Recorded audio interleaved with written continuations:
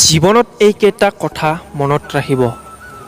যেতিয়া তুমি এজনী ছোৱালী ভাল পাই বিয়া কৰাই আনিবা, তেতিয়া কিছুমান কথা চিন্তা কৰি চাবা যে তাই কেনেকুৱা, তাইৰ লগত কেনেকৈ চলিলে মোৰ ঘৰ সংসাৰখন চলিব, যে মই কেনেকৈ চলিলে মোৰ ঘৰখন ভালকৈ চলিব।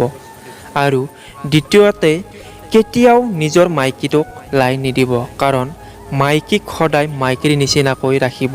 কাৰণ যেতিয়া নিজৰ মাইকীক লাই দিবা, তেতিয়া মাইকী তোমাৰ মূৰৰ ওপৰত উঠিব।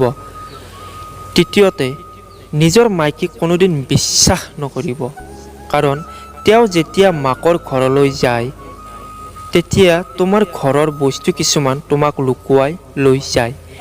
তেনেকুৱা কিয় কৰে? তেনেকুৱা নকৰিলেওতো হয়। তোমাক কি সুধি নিলে কিবা অসুবিধা হয় নেকি? তুমি কি নিদিয়াকৈ থাকিবা নেকি?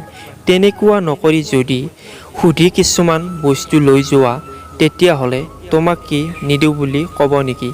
তেতিয়া তেওঁ বহুত ভাল পাব। আৰু যদি মনে মনে নিয়া দেখা পায়, তেতিয়াতো তুমি তেওঁৰ মনৰ পৰা ওলাই যাবা। তোমাৰ ওপৰত তেওঁৰ যিখিনি বিশ্বাস আছিল, সেইখিনিও নোহোৱা হৈ যাব। গতিকে তেনেকুৱা নকৰিবা। তেনেকুৱা কৰিলে তেওঁ মনটোত বহুত আঘাত পাব।